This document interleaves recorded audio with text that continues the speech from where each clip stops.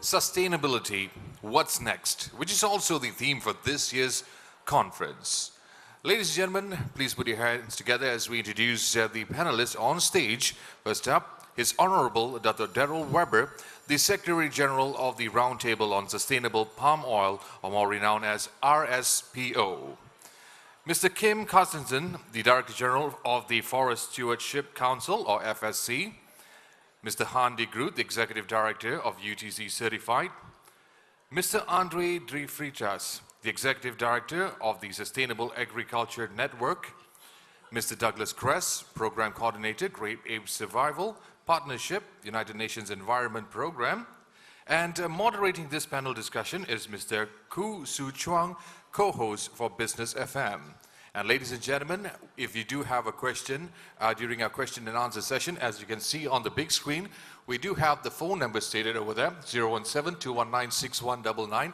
You could forward your questions via WhatsApp, but just in case, if you can't get through via WhatsApp, feel free to text message. Send in your SMS, or rather your questions via your SMS. And now, ladies and gentlemen, I'd like to hand it over to our moderator and our fellow panels. Naveen, thank you for the kind introductions.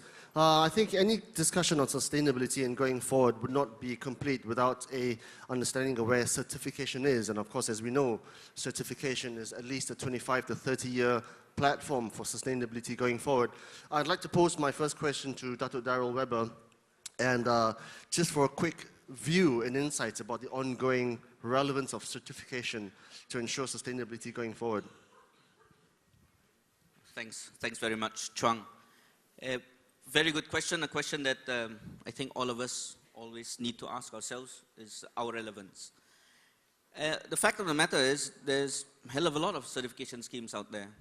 I think it's at least a few thousand. Now, it's all in a growth stage. All certification schemes, especially all those that are represented here today, are growing. In some cases, growing very, very fast. And so therefore, the relevance for certification schemes today, yes, it is still relevant, but I think we have to keep challenging ourselves whether this relevance is permanent, right? So we have to keep asking ourselves every day, are we relevant to what the market needs? Are we relevant to what people need on the ground? Are we relevant to the orangutans, for example, on the ground, et cetera, et cetera. So, and the only way to do that, I think, and I'm very fortunate to be in an organization that has this kind of scheme where we bring everybody on board.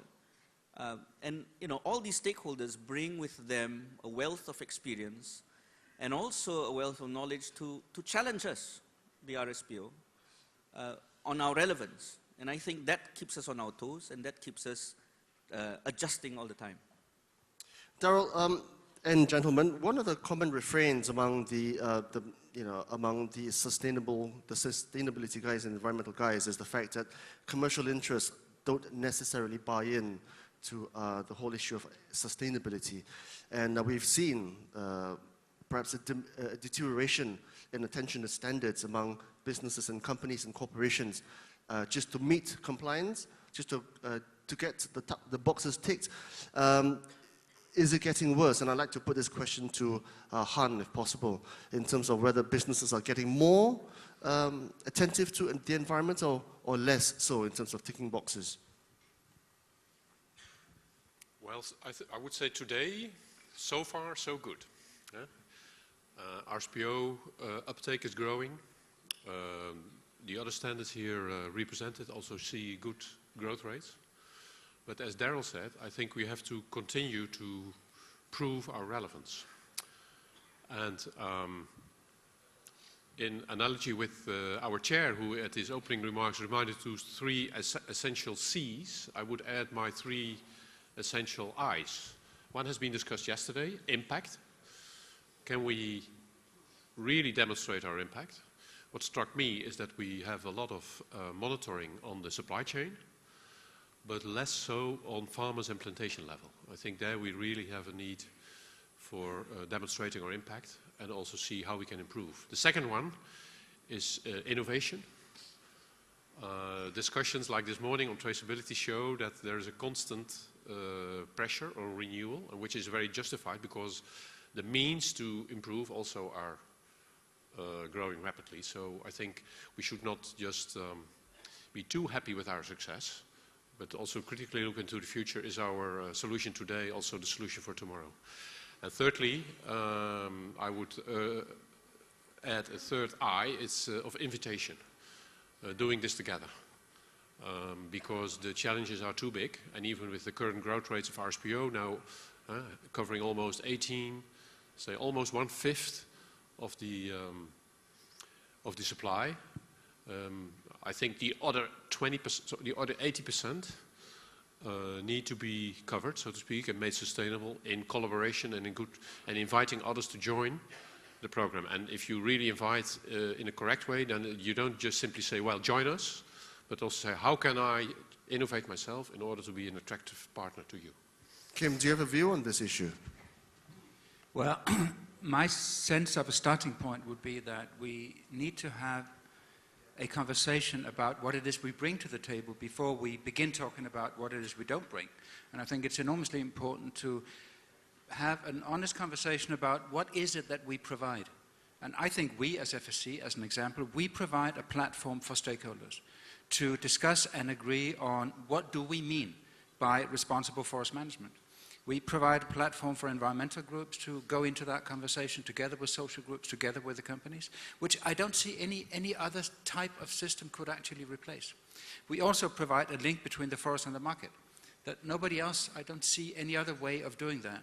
And we provide a clear definition of what do we mean by standards. When that is then said, then I believe it is absolutely correct to say that yes, we need to innovate. Yes, we need to find new ways of doing business, and we need to recognize the challenges out there. For instance, the challenge that we have not been able, neither of these systems has been able to really have a demonstrable impact on the deforestation rates in tropical forests. And I think that's some of the challenges that we then need to look at through innovation and through other ways.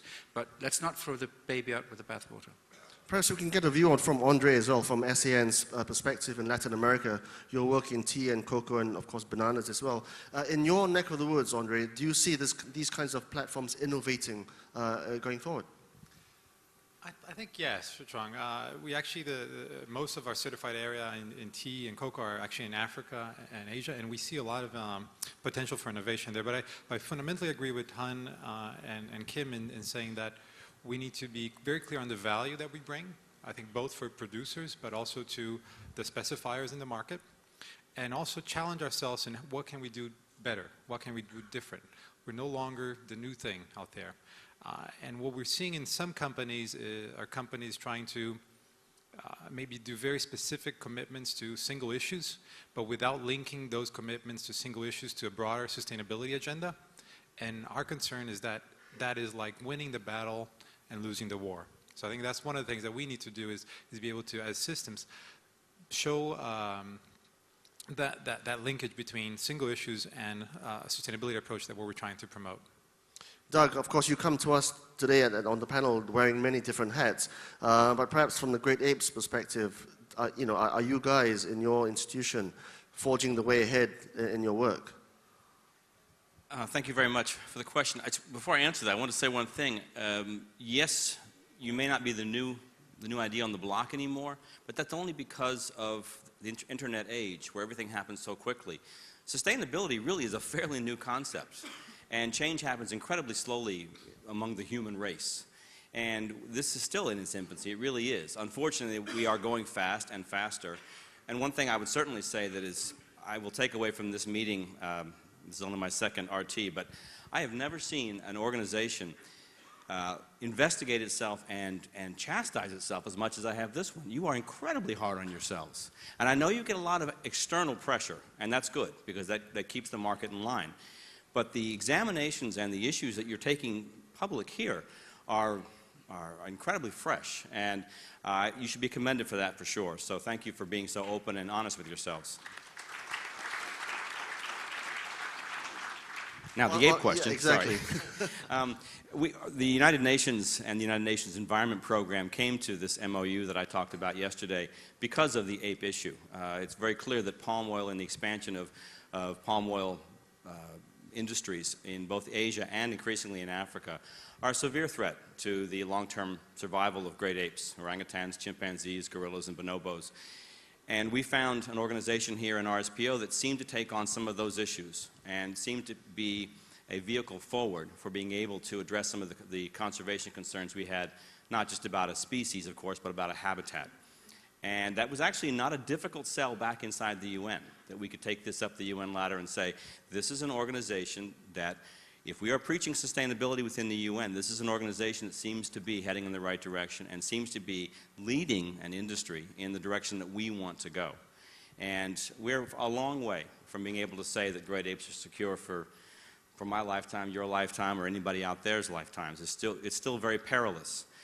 But an organization like RSPO and the broad membership it has here certainly gives us some hope. And of course, congratulations on the pact you've just inked in Malaysia. Of course, we are home to many of some of the world's greatest apes as well. Perhaps you can swing the discussion back to Daryl as well. And this is a question from the floor relating to the adoption or lack thereof of certified palm oil around the world. The audience really asking whether African palm is a way forward for palm oil as an edible oil going forward. African palm. As far as I know, all the palm oil that we produce has its genesis in Africa.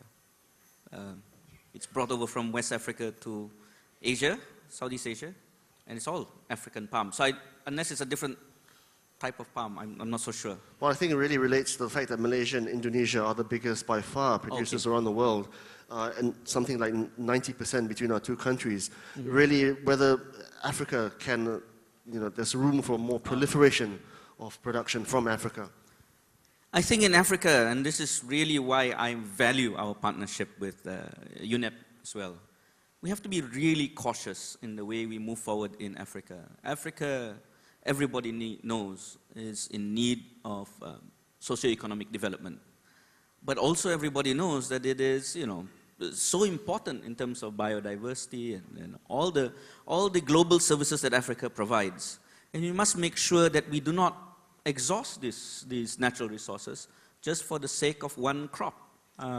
So I think we need to proceed with caution. I think RSPO has the framework that can inspire governments, can inspire international governmental agencies to help us make sure that this commodity develops in a truly sustainable way in Africa.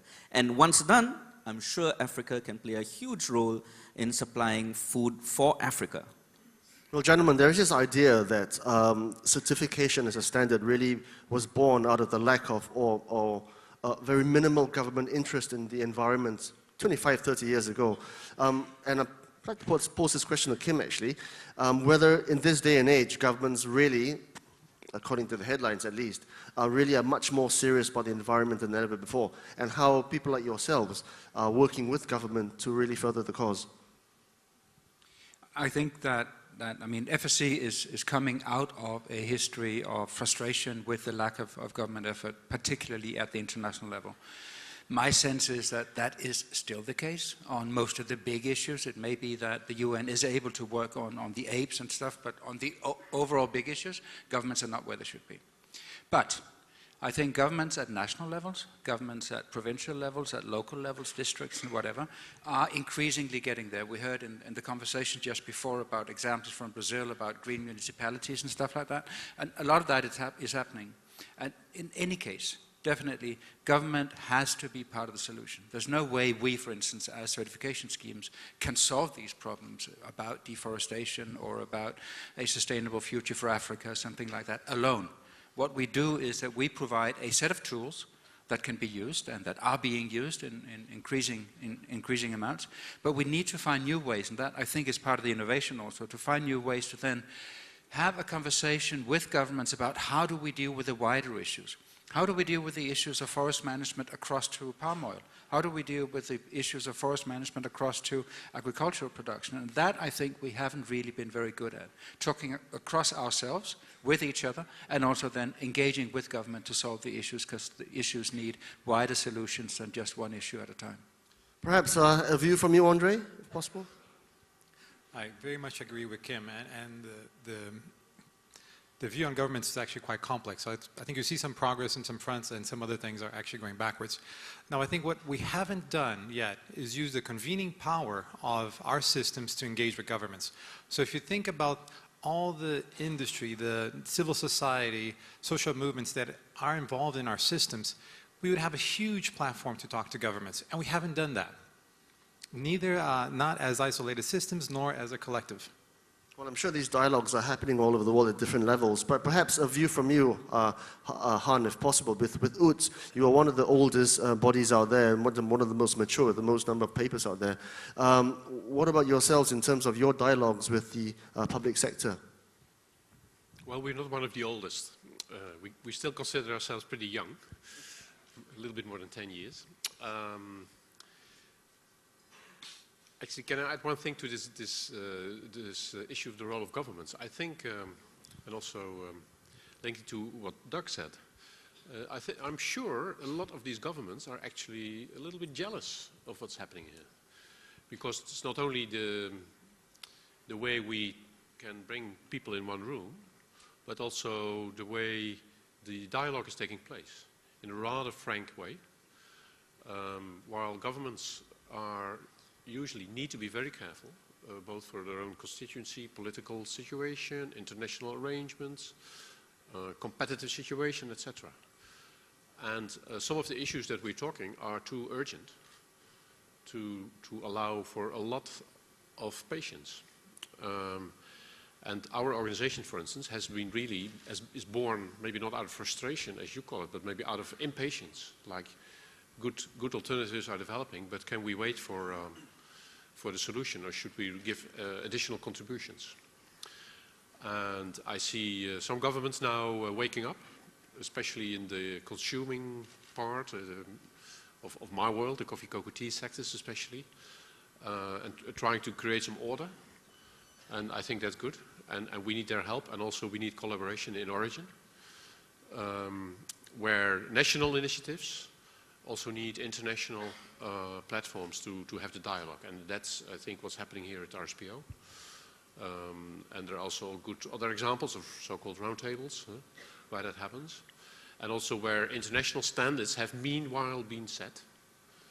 And maybe, hopefully, they can give some guidance and link to national initiatives.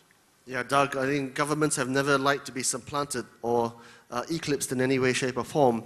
In your work, not just with the Great Apes, but within the UN as well, do you really get that sense that governments are getting left behind in the movement for the environment, or do you feel that there's much more collaboration going on than ever before?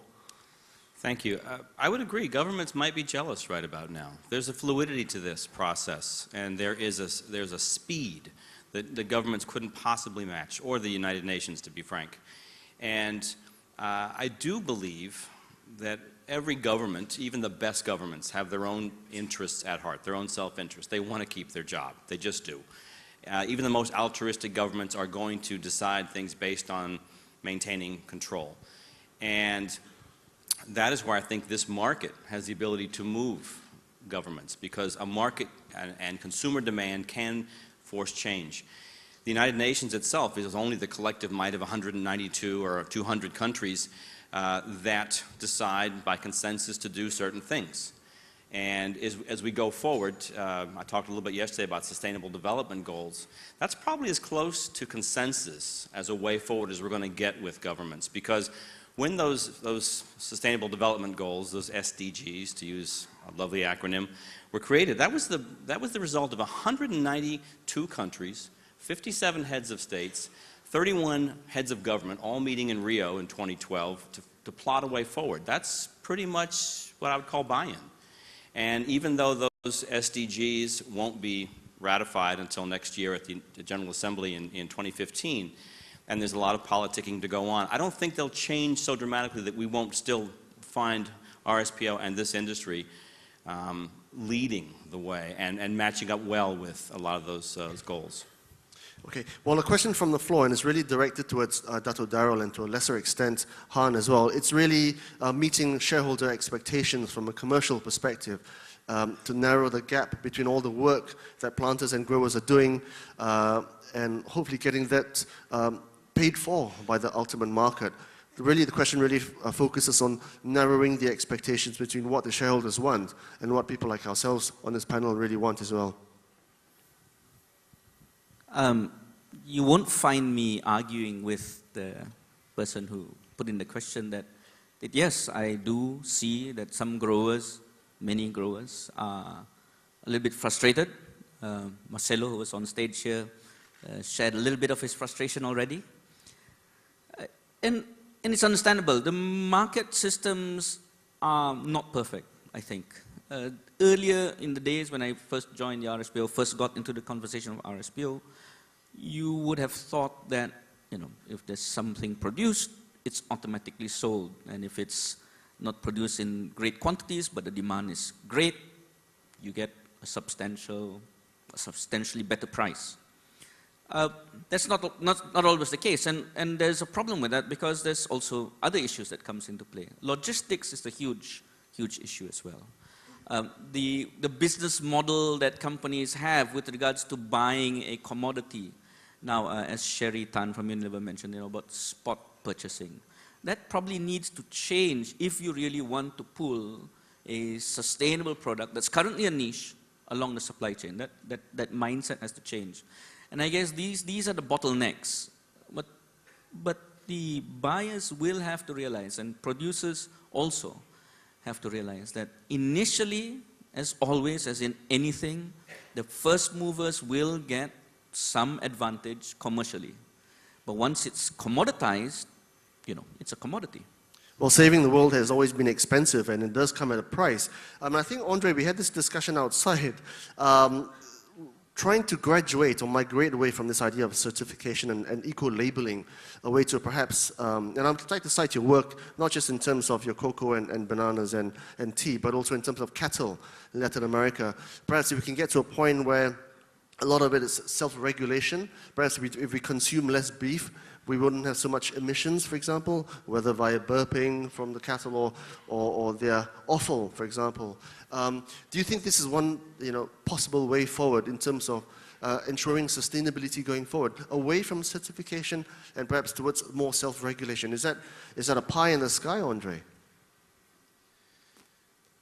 So I think the vision that Marcelo outlined in the previous panel, I fully agree with. I think I would like to live in a world where certification is no longer necessary because there's such an awareness and such a self-regulation and commitment to sustainability that these kind of mechanisms are no longer needed.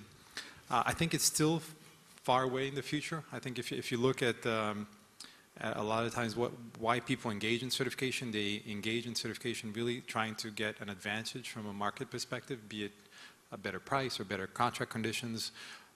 There's some players that do engage with certification as a really true commitment to sustainability, but a lot of times it is really for market purposes. So I think it's something long term, but it's something that I believe we are on our way. It's probably going to take a while. Hopefully, maybe our grandkids or something, but it is the future for me. Han, a point of view from you. Yeah, maybe we should define certification as self-regulation. But then the self is a little bit bigger than the individual company or the individual part of the chain.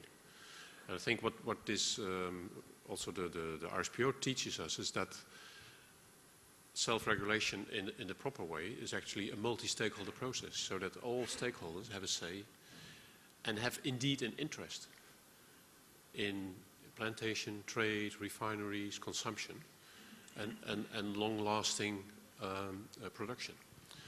So I think to some extent there should be competition and maybe companies going their own way in finding their solution and doing this a bit better maybe than your competitor. But at the same time, I think there are some essential things that we should do together, like setting a standard and having proper assurance and having a credible administration and traceability behind it so that we speak the same language. What we do is we create a market for sustainability. And the sustainable product then grows out of the niche. And as Daryl said, actually sustainable products become a commodity.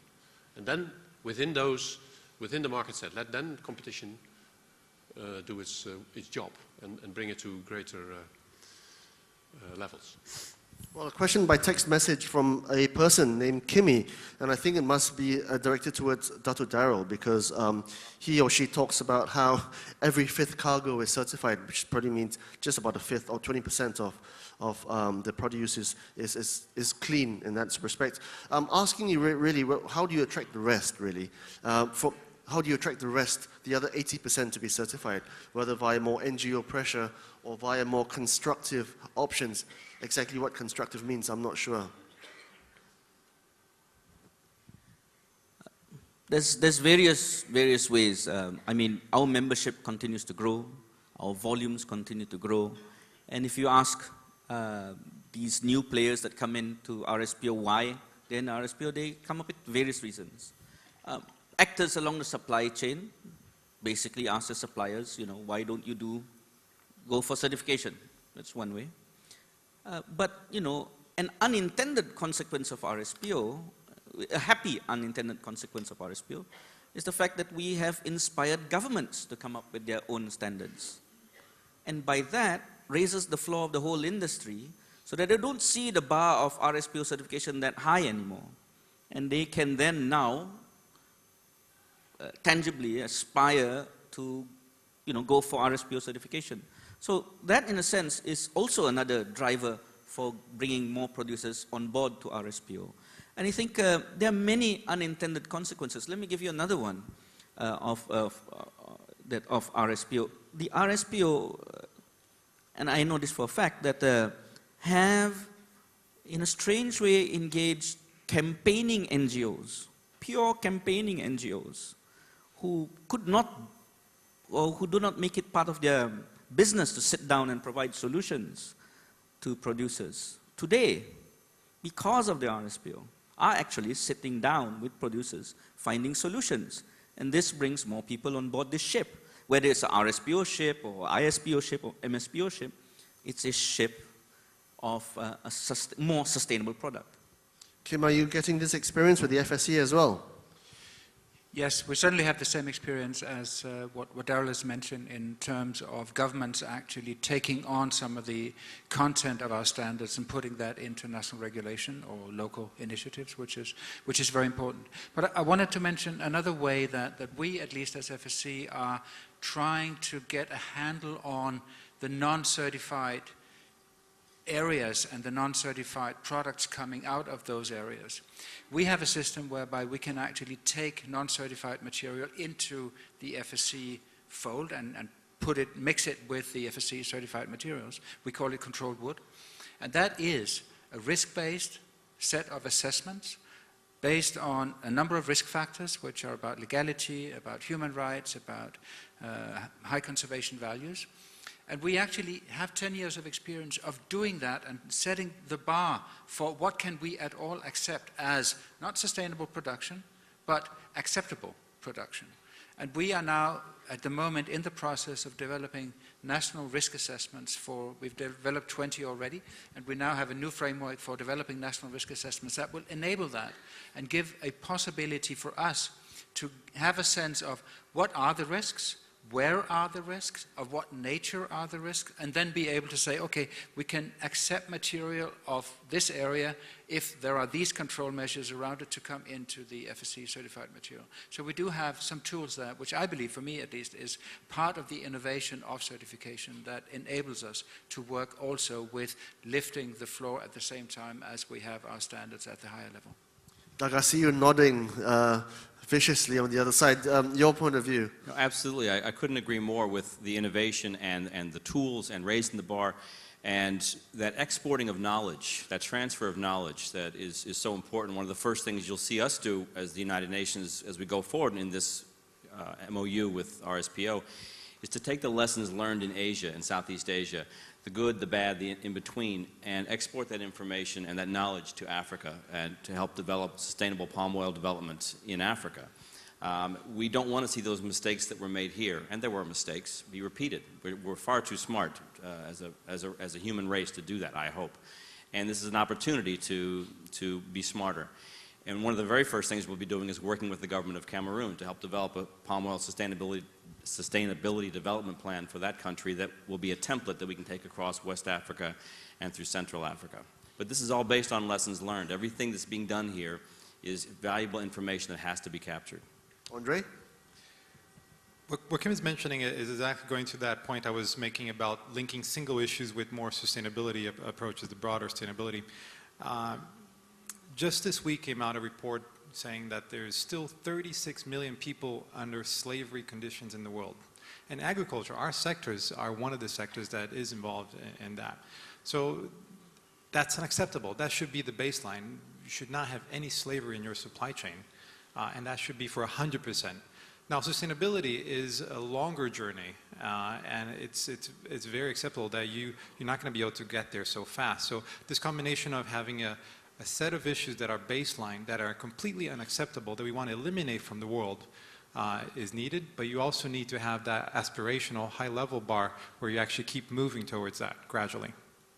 A couple more questions for Dato' Darrell, actually, and they're related to your earlier reply about the varying standards now, MSPO, ISPO, RSPO, and really focusing on whether, in terms of practicalities, how is it going to be implemented? Is it a part audit, a full audit in future?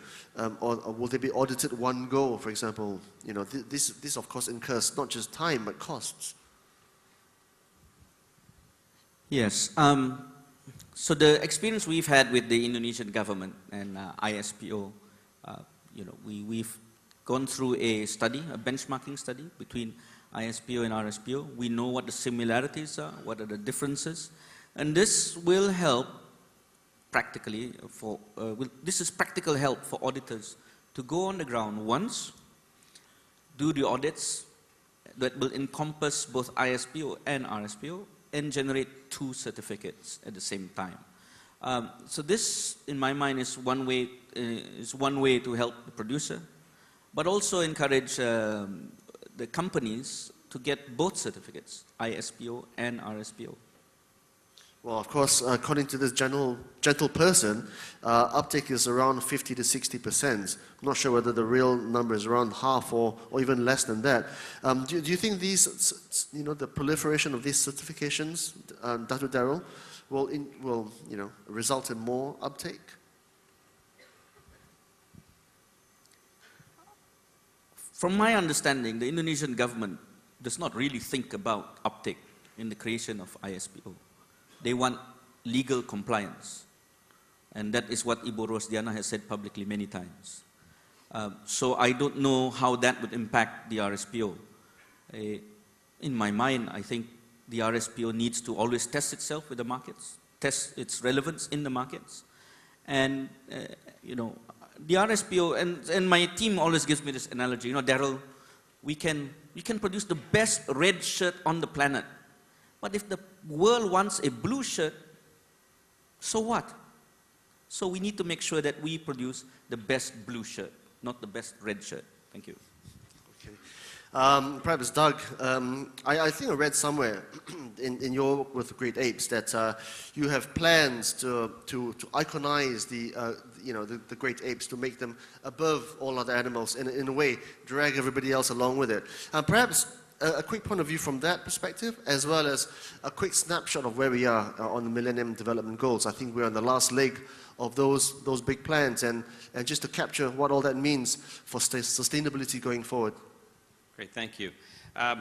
There is no question that there is a pyramid out there of species on this earth, and if you heard David Suzuki yesterday, we have the difficult position of being on top of that pyramid. But right below us, as human beings, but right below us are the great apes. And what we do with the Great Ape Survival Partnership and the work in the United Nations Environment Program is we use them as an indicator for everything else. We are the only species conservation program, species-specific conservation program in the United Nations, and I don't know that another one will ever be created, but they did it once, and thank goodness for that. But we use the great apes as an indicator. Of course, you want to save the orangutans in Southeast Asia, and chimpanzees and gorillas and bonobos in Africa. And if we don't save them, we certainly can't save ourselves as human beings either. But what we're really doing is using them as an entry point into a much broader discussion of saving forests, saving habitat, saving ecosystems, preserving biodiversity. There's no question that if you look at the 4 faces of a great ape, you feel empathy. There's some kind of a reaction that occurs. And that's not the same thing you might feel if you saw a tree or a mountain or a field. And it's a bit of a trick, perhaps, but it's real, and it's something that we certainly take advantage of whenever we can. There's no shortage of people who come into my office at the UN and try and work great apes into their proposals for oceans or for deserts, because they know we've got that cachet. But I think in terms of goals and where we go in the future, the Millennium Development Goals that were created in 2000 are near their end. I don't think we can say we achieved them all. They were supposed to be gender equity and an end to hunger and an end to poverty and education for all. We didn't quite get there. But they gave the impetus to create that next set, that Sustainable Development Goals, that are so much more specific. There were only 8 Millennium Development Goals, very vague, but they were a starting point. The Sustainable Development Goals are very specific, and there are at least 2 or 3 that speak specifically exactly to the industry in this room. Perhaps a view from Kim, and how, from your neck of the woods, how you're evolving away from the Millennium Goals towards the more specific and perhaps more actionable Sustainable Development Goals in the future. Well, I mean, I guess the general experience from the Millennium Development Goals was that it is indeed important that the world gets together around something, that you have a direction that is set for you. I agree that we didn't achieve it. We didn't achieve all of it, but I do think that we achieved more than we would otherwise have done, and I think that is enormously important.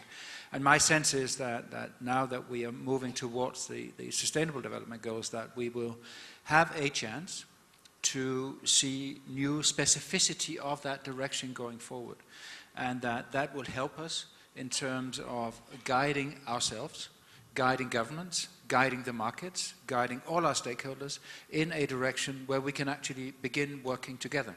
And I think they give us a new set of a new platform on which we can actually begin to do some of the things that we've been talking about now, the innovation bit, not just being single issue initiatives that work on our own stuff, but actually beginning to work together across these things. So for us, it'll be a new platform for working with government, a new platform for working across schemes, a new platform for engaging with the social groups and the environment NGOs who are part of our system. And I hope, I believe, that will give a new energy to actually move forward. Yeah, Han, is there a way forward? Well, I was very encouraged about a month ago, I think, where in the Netherlands a group took the initiative to already seek support for these Sustainable Development Goals amongst the private sector. And I think what will make the SDGs different from the current MDGs is that there will be much more support in the private sector and in the broader community globally as before. So there will be a better start because one, there's still a lot to do, but yes, we can report some progress on the MDGs. And secondly, it's now also the private sector who has pledged. I was part in the signing ceremony where about 40, 50 big multinational organizations, multinationals I mean, banks, etc., said, well, whatever comes out, we will work on those because the future of the planet is equally important to us, as where formerly this platform was filled with governments, NGOs, etc. The dominance is now turning the other way, and I think that's a hopeful sign. Well, I think this panel is unified in that opinion, but be that as it may, to get clean, to be sustainable, it continues to incur costs, not just in palm, but all other crops as well.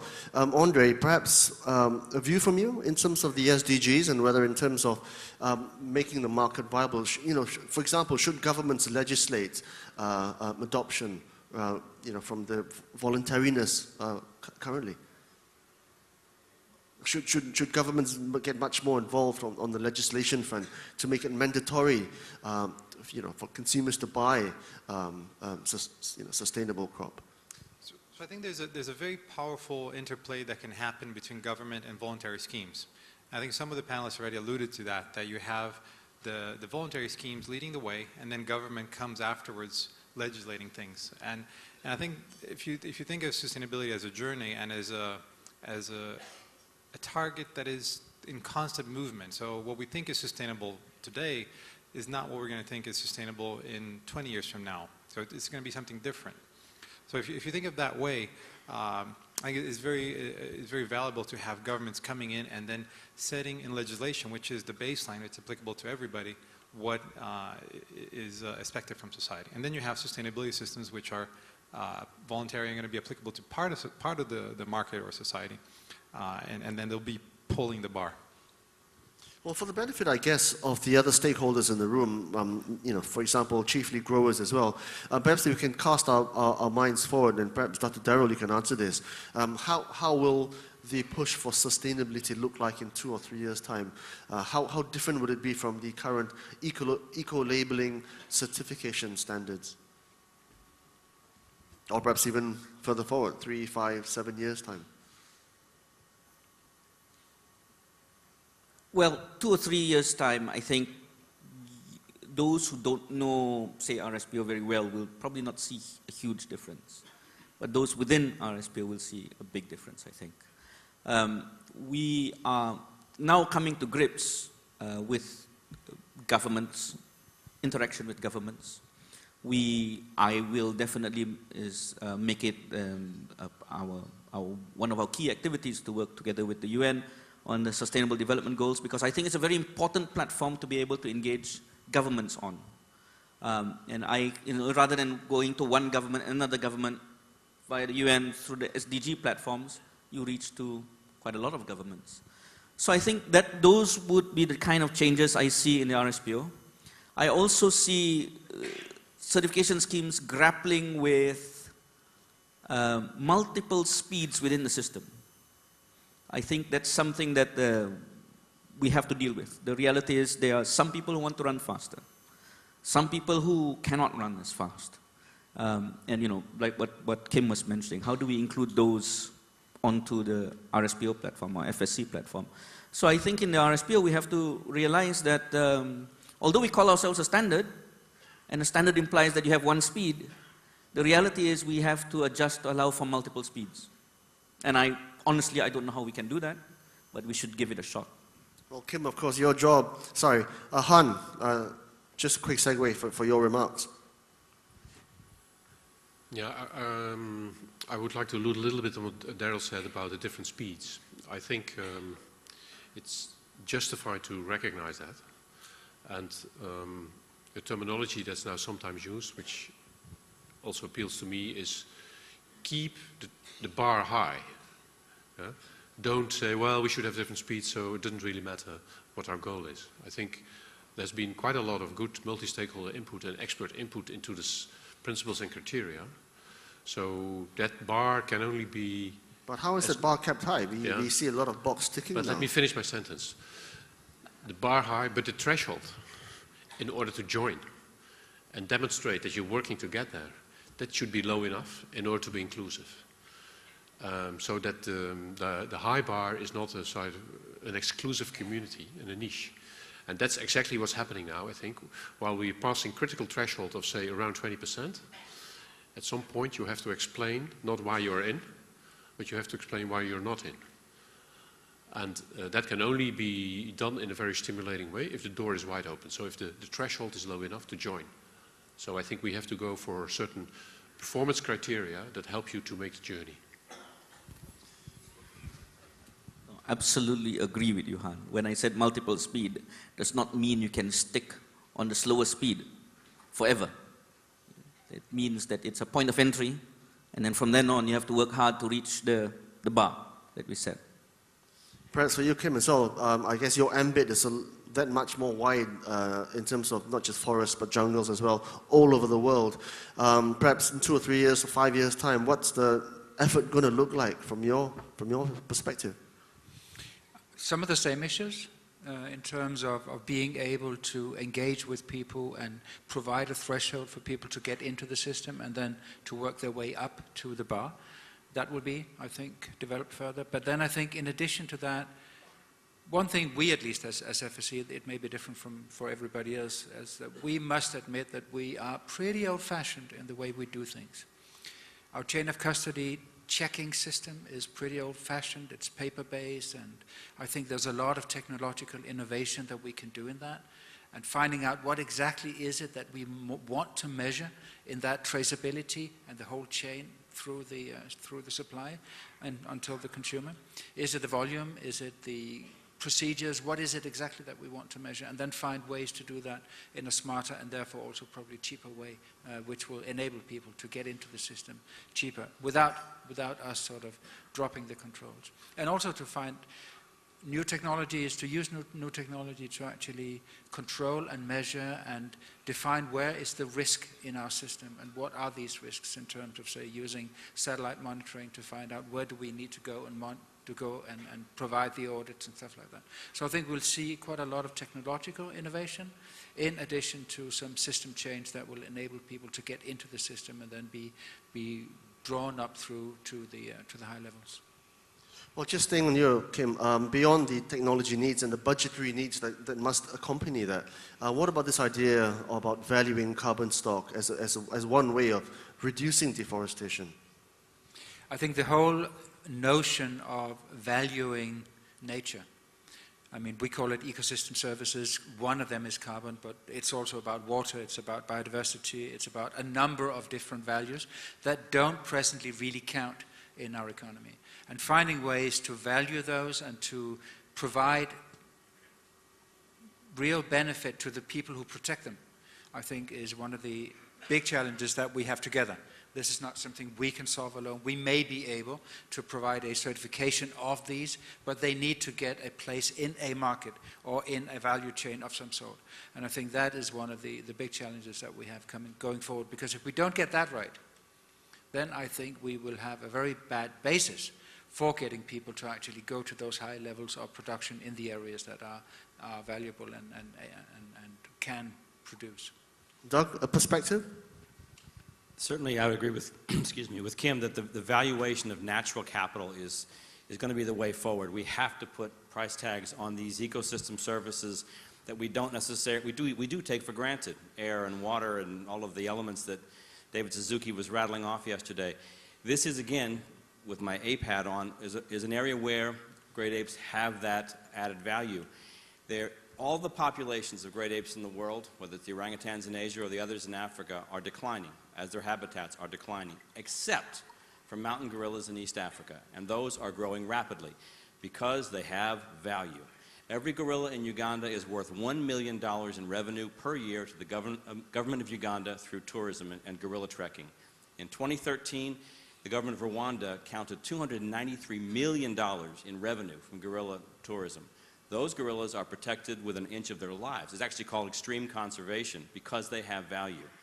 And using species or using forests or using any kind of aspects of the ecosystem to pay for themselves is probably a very important way forward and is going to be something we have to focus on more and more. It's not always as easy as that mountain gorilla model, but it's out there. Doug, on that point, and in practical implementation terms, putting a valuation on forest, animals, lakes, water, etc., I guess it's applicable from a commercial markets perspective. Is this a real and practicable way going forward of ensuring more sustainability, do you think? Just before Han answers, I think there are some programs out there that do that. We have departments in the United Nations Environment Program that literally examine the ecosystem services and the valuations of them. The RED program, meant to value the offsets of forest destruction, it does exactly that. And that's certainly something that has a high profile here in Southeast Asia and increasingly in Africa. But it's difficult. It really is difficult, and especially difficult to get the value in hand. It's not always as easy as paying for a gorilla trekking permit. We are still waiting for the value to come in from the RED programs. And it certainly is, in studies we've done in the United Nations, the models are great. And quite often we find that the local communities would benefit most if these forests were not cut down. But as you look across the models, the profits really trickle into the capital. And the capital is where the decisions are going to be made. So the community might have benefited, but the people who have the real power don't see any real benefit. They're not going to act. Han, a perspective. Yeah, I very much agree. I think models are being developed very quickly now. And we've seen some good examples even yesterday here in this room. But it's largely an academic challenge at the moment. while the really hard cash that's what we need. For instance, UTZ Certified is helping farmers to reduce carbon emissions from coffee processing very successfully. No one doubts the good impacts of that, and they get carbon credits for this method. But as most of you know, a carbon credit isn't worth much. So we all agree, that we should reduce carbon emissions and methane emissions and all that. But we must really make this valuable, and this is a challenge, really a global one, that goes a little bit beyond our reach, for which, for instance, new climate negotiations are very, very important to really give it a hard cash value. Darryl. And I think I agree with all of the speakers. And I think what our schemes do, really, especially, let me talk from my perspective. The RSPO, a scheme like RSPO, provides a disincentive for anyone clearing forests irresponsibly. It's a disincentive. What we need to do, what the world needs to do, is provide incentives to keep forests. And once you have the two, deforestation will be a thing of the past. Now I'm hoping that the world will come to a paradigm shift, just as what David Suzuki says. Right? At the end of the day, we need to understand what comes first. Forests regulate rain. Forest provides oxygen. Nobody's paying the rainforest nations for providing this important global service. Somehow there needs to be a way to incentivize rainforest nations to keep the forest standing. And certification schemes provide the disincentive for clearing forests. And I think once the two come together, it will be a very powerful force. Well, Dato, just staying with you, I think Malaysia had 57% jungle cover not that long ago. Now I think we stand at about 50, 51, maybe 52%. So we are still reducing our forest cover. What you just mentioned in terms of the disincentive scheme as well as the incentive scheme, how can we accelerate these programs much more aggressively to, well, at least to retard the deforestation programs? I'm not going to point fingers. It starts with you and me. Simple. Use less paper. Do we consume less chocolate? Do we drink? I need to consume less. Now, we do need to consume less. That's number one. We do need to put our leaders, put their feet close to the fire. I mean, it's ridiculous. It does the industry so much harm when in the Malaysian newspaper it says a forest reserve is cleared for plantation. No member in the RSPO wants to see that in newspapers. And I think our leaders should be asked, why can this happen today? We have 51%, does not mean we can lose 1% more. Our GDP growth rate in Malaysia is impressive. The rate of loss of forests have helped increase the GDP per capita of Malaysia. But, at some point, we have to say enough is enough at some point.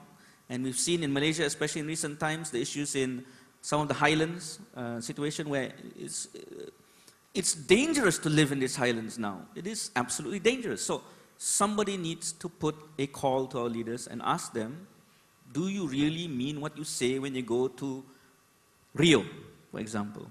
No, you're right. The natural disasters seem to be accelerating. Andre, I hate to bring up your culinary habits because you told me this earlier that you haven't eaten any meat for the last 20 years. You've been a fishtarian, if there's ever such a word. In your work with, in coffee and tea and increasingly cattle, is it an ideal that people should consume less and go, towards a more healthy diet and lifestyle? Yeah, I think sustainability is a very complex topic, and I think it includes consuming less for part of the world. I think so there's overconsumption in parts of the world. Other parts of the world need to actually increase their consumption as they improve their economic situation. But especially Western societies should really reduce consumption. And eat lower on the energy chain in a way. I think diets are tremendous, impactful if you look at the West, especially if you're looking at meat products, the impacts on on land and deforestation and climate are tremendous. So changing that habit is important. It's very difficult too. Very, very difficult to deal with those situations. I think, Han, earlier you talked about carbon credits, and we do know that the carbon credit market in Europe has been quite moribund the last few years. I think, of course, prices are not what the people expected them to be on the credit front. Do you see alternative platforms, or do you see a return of the carbon credit market to make it much more commercially viable for sustainability going forward? Well, that's really hard to predict, I think. I do see markets can work in helping the poor and helping the environment. So certification schemes, in a way, are doing that. We give a better value to a better product, right? So I would very much hope that on a global level, where climate negotiations take place and in a way the conditions for a carbon market are set, that would work, because here there is also the short term and the long term. I think we're too hesitant to take the consequences today for a better future tomorrow. And all the studies presented in this room yesterday, all the studies that lead up to new climate negotiations show very well that, you know, a modest economic cost today can have actually quite big impacts on a more positive future. Not only for the planet, but also for multinational companies and farmers who seek a good business for the next generation as well. Okay, well, we're nearly out of time, and before we allow each one of you to wrap up your thoughts, I'm going to deal with all the questions from the audience, and I think Dr. Darrell, you are a very popular man because they seem to be coming towards you. Question to Darrell: MSPO and ISPO are already working at government levels. In key markets, China and India, for example, is there a risk that you could be squeezed out, RSPO, by these competitors if that government in China and India instead specify MSPO or RSPO, ISPO? Life is not without risks, so there's risks. And how do you mitigate the risk? That's the challenge, right? We can't moan and groan just because there's another certification scheme out there. No. We need to focus on what our core values, what our core competencies, and sharpen it and make sure it's relevant to the markets we want to sell. Governments can go and talk to governments, but at the end of the day, the guy who really buys the stuff is not the government, it's the guy on the street. Is the multinational company in China and India. So I don't know, I think we'll find a way, really, to coexist, and I think we should coexist. And it's not about me squeezing out others or others squeezing out others. I think if we are working towards a genuine intent to change or transform markets, then so be it. Let everybody go to the market and seek their niche. I think this question to you also, Darrell. You continue to be very popular. He must be a grower. He's saying that RSPO only benefits the Europeans and the NGOs, all these consultants, quote unquote. Growers see this as a trade barrier, whether or not you might want to dispel these perceptions. Well, surprising. To the person who asked this question, if you were here yesterday, you would have seen smallholders on stage. Smallholders see certification as trade enablers, not barriers. That's why they're on stage. The smallholders might say they lack the scale to be certified and see this as a barrier. In that case, they'll very quickly find out and give up within a year. But no, we have smallholders who are on board in the RSPO. 145,000 smallholders are certified within the RSPO. They're still certified. They would have given up last year. So, now the other thing, and people forget this, there are two aspects to improving the bottom line. There's a top line, revenue, but there's also this other line, which is input. And we know through research, as was explained on stage, through various university research, that the moment you get certified, you become a much more efficient producer. And that helps your bottom line. So I don't know why this fixation on the top line is so important when the bottom line is really what you take home to your family. So I think we have to weigh that as well, that we know for a fact through at least 3 independent studies by universities that upon certification, smallholders become more efficient and bring back more money to their families. Okay, well, Daryl, I know you've got a speech coming up in a few minutes, so we're going to let you hold your thoughts and deliver those ideas at that point in time. So if we can wrap up, gentlemen, starting with you, Doug, from 2015 onwards, what are you doing from your particular institutions and in meeting the Sustainable Development Goals as a wider umbrella ambit going forward? If we can start with you, Doug, if possible. Sure, certainly. Thank you very much. As a quick personal note, I grew up here in Kuala Lumpur, went to International School of Kuala Lumpur, had my happiest childhood memories here in Kuala Lumpur, and I always used to tell my wife how we'd love to go down to Port Dickson on the weekends. It was a lovely beach area to go to. She finally came to visit a few years ago, and I told her all these stories about the lovely drive through the forest and the rubber plantations as you went down there, all of which are gone now, all of which are replaced by hotels and shopping malls and so forth. And when we got to Port Dickson, it was the hottest place on the face of the earth. It must have been 4 billion degrees. Now, I'm not a climatologist, but I bet if those forests had still been around, it would have been slightly cooler. And what I wanted to say was, this is all so interconnected. We may be here talking about sustainable palm oil, but really we're talking about a much bigger global issue. And you know it because we've had climate change discussed up here and so many issues with ecosystems and biodiversity. It's all interrelated. The Ebola racing across West Africa is probably linked to the deforestation, that the fires in Tripa and the floods in Kalimantan, all of this is a result of the deforestation and poor choices in land use, all of which we can fix, all of which we can do better. And as David Suzuki was saying yesterday, the regeneration, and many other speakers too, the regeneration is there, it's possible. That's what I think the next 15 years, these Sustainable Development Goals go to 2030. 2015 to 2030, that's what these next 15 years can be and should be. It should be a focus on putting back. And one of the most important of the Sustainable Development Goals, which speaks very clearly to, I think, this industry, is the 15th of the 17. And it talks about habitat protection, ecosystem restoration, biodiversity protection, land management, very clear issues that play to this room here. But they're important enough to be one of the primary goals. And I think that is where the focus has to be. We can't continue the way we are. That is just too clear. There's not a question, I think, on any one of the panels here. The path we're on currently is not sustainable. Perhaps Andre from SAN, some closing remarks on that front? Thank you, Sean. We run a certification system together with Rainforest Alliance. And right now we are in the midst of taking a hard look at what we do and saying what do we need to do to be ready for the future. And we're planning actually some big changes to our system. And those changes are driven by the questions on how do we add value to producers? How do we better incorporate technology in our systems and what we do? We're still very paper-based as a system as well in terms of auditing and everything. How do we focus on outcomes and not practices and give farmers and producers the flexibility to achieve those outcomes in the best way they think possible?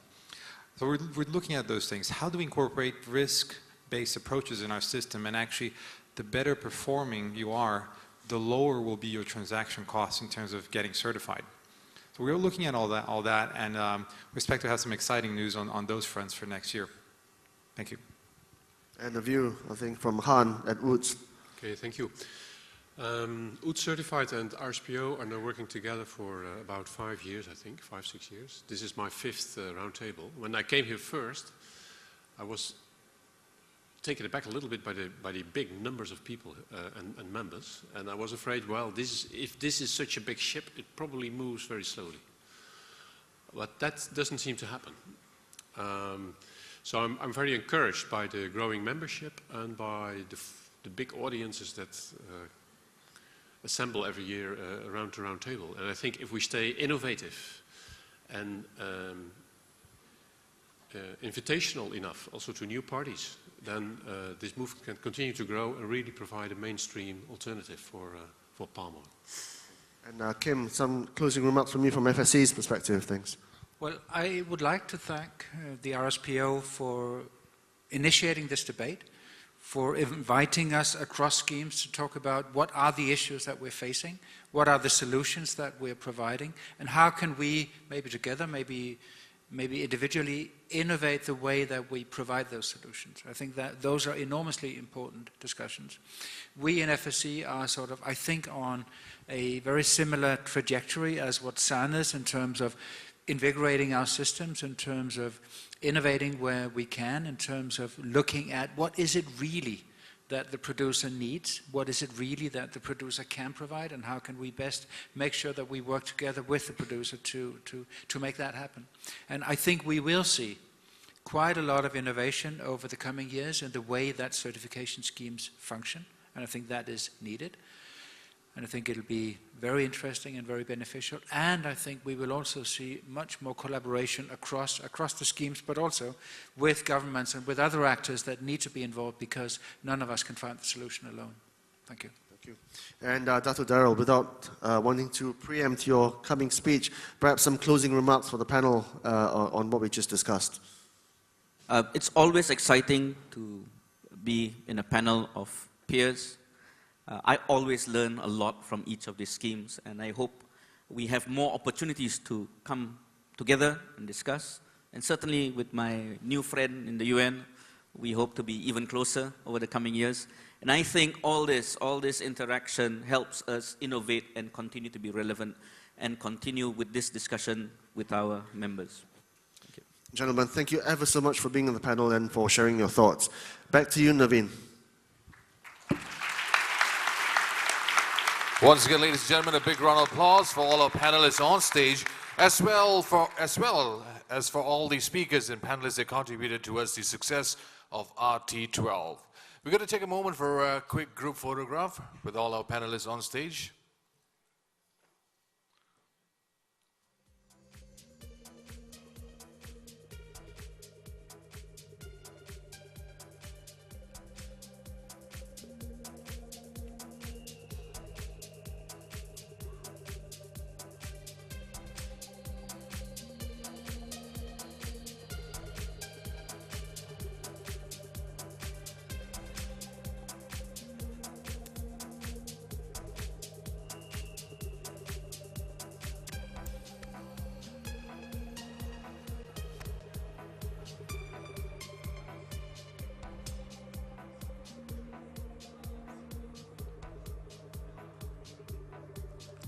Once again, thanking all our panelists.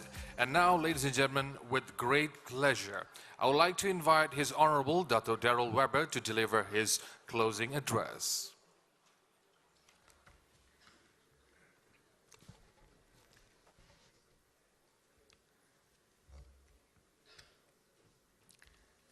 Good afternoon, ladies and gentlemen, honored guests. It's always nice to come to the RT. I've been doing so for too many years to count, and see familiar faces. It's a great feeling.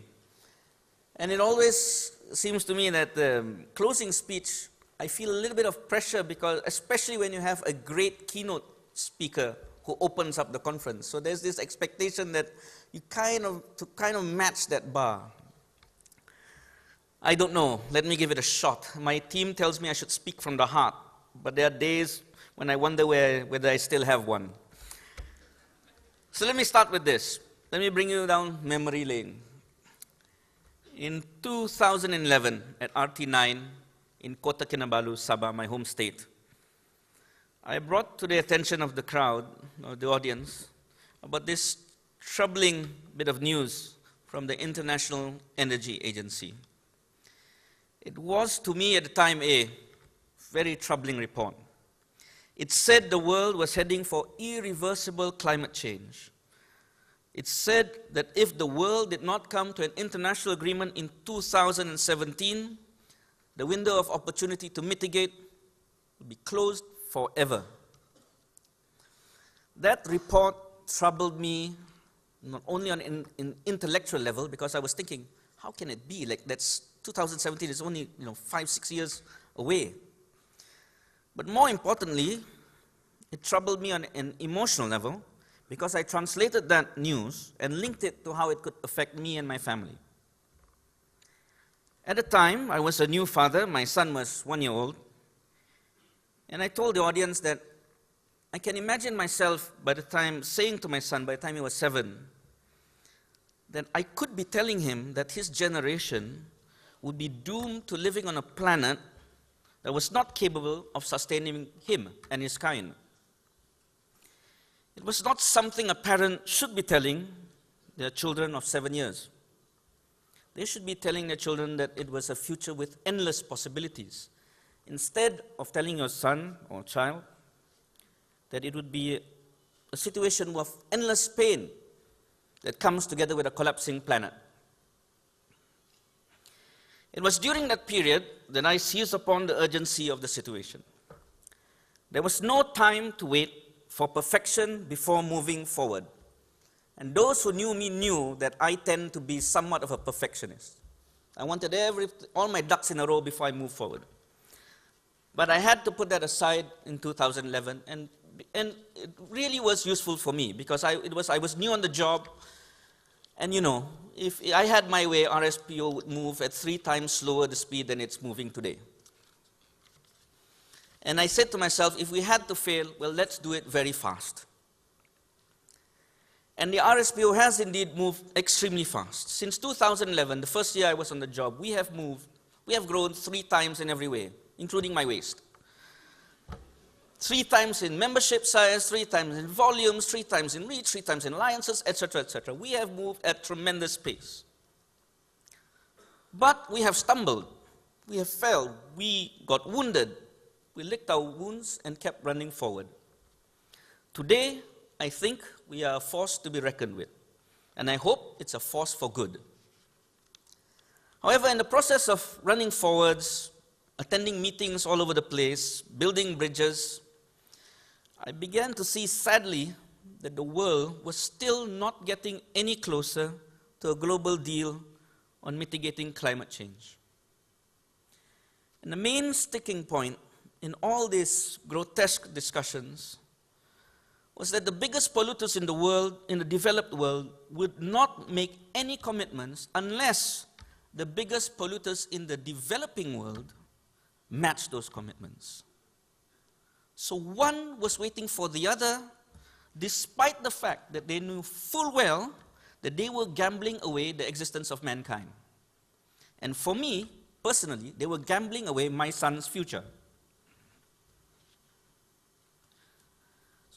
So I can honestly say that attending these kinds of meetings was getting depressing, especially, and I won't name which conferences, especially in the last years, terribly depressing. However, surprise, surprise, mankind surprised me. Mankind showed that they can indeed come together because on November 11th, 2014, the 2 biggest polluters on the planet, US, the developed nation, China, a developing nation, came together and came up with a deal. A deal that promised that the US would reduce its emissions and China agreed to stop emissions from growing by 2030. And I thought it was a fantastic deal. The world should celebrate because this could be the one key act that brings the world together and finally come to their senses and come together on a global deal. And yes, for the next 24 hours, the world was celebrating. Then came the party poopers. The very next day, and I can't be bothered to put what they say on the slide, many came out of the closets, from the cupboards, from the floorboards, and they said, this deal was not good enough. And I thought it was the dumbest thing anyone with half a brain could say. Because I just wonder, because were these perfectionists preferring instead zero movement forward on climate mitigation? Were they willing to sacrifice this small window of opportunity to act because the solution was simply not good enough for them? Total madness. Of course, it was never going to be a perfect deal. But just look, if you read the papers the last few days, just look at the after effects of this deal already. Whereas before, the negotiations were spiraling down to the lowest common denominator. Today, countries like India, Canada, Australia, even Malaysia today, suddenly find themselves in a situation, in a discussion, on a race to the top. Suddenly, they're trying to outdo each other because of this commitment.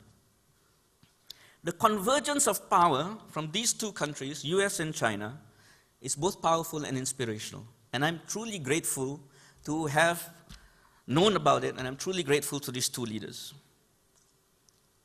Ladies and gentlemen, when I look at the audience in this room, I see a sample of this global conversation.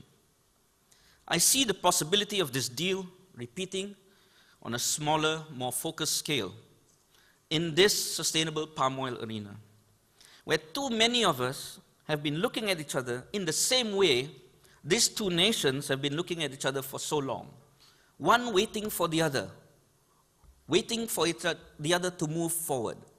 And I think we need to stop this. Ladies and gentlemen, over the last couple of days, we, 830 participants from 40 countries, have discussed and presented on many brilliant thoughts and on moving forward initiatives. It's not just me who says this, it's you. And this is some of the comments that come out on social media. People are excited about what's happening. People are proposing, many of the audiences are proposing new ideas, new thoughts. But how are we going to implement these initiatives amidst the criticisms that never seems to cease? I suggest we step up and take the same path that the US and China has taken, convergence. With all the initiatives that it has developed, there must be convergence for people to follow suit and be inspired. A convergence of these great ideas does not have to be perfect. It has to happen now.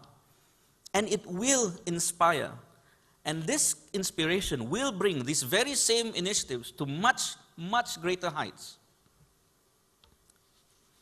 Yesterday, we heard from our brilliant speakers on how we, as humans, are the only ones that can think and change our journey to the future to be on a sustainable path.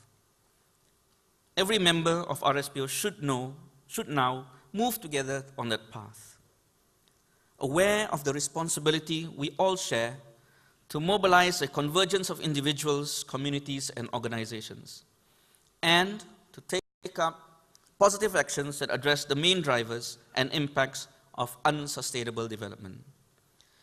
We all, and this is human, we all tend to focus on the many things we lack, on the many things that RSPO lacks. But I would like today to remind you of one thing that I'm pretty sure we have as RSPO, and it's in front of me. We still have the most creative, the most diverse, the most innovative open network discussing sustainability for the palm oil sector today. There's no one else like us. Let's keep working together to transform this into a space where the ability to imagine and generate new ideas with speed and to implement them through global collaboration can become our most important transformative advantage. And with that, thank you very much.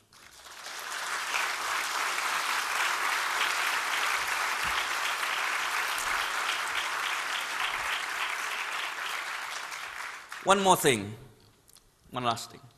It would be terrible of me, ill-mannered of me, I think, to forget to thank our sponsors for helping to make this RT12 the success that it is. Can we give them a round of applause, please? Thank you very much, sponsors.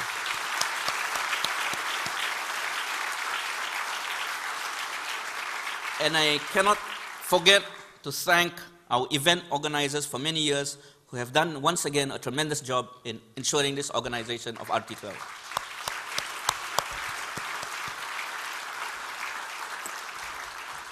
And last but not least, I want to acknowledge my wonderful team. Can I please get members of the Secretariat to stand if you're in the hall? Please. Thank you very much. They, not me, have designed this event from scratch. And I know it stretched them to the max because they still have to do their day jobs. And as you know, we are growing at a tremendous pace. So I thank them from the bottom of my heart. A special thanks goes to my colleague, Ravin Trapsha, standing over there. He was the glue for the team. Thank you very much, Ravin. And I hope to see you all in RT13. Thank you very much. Thank you very much, Dato.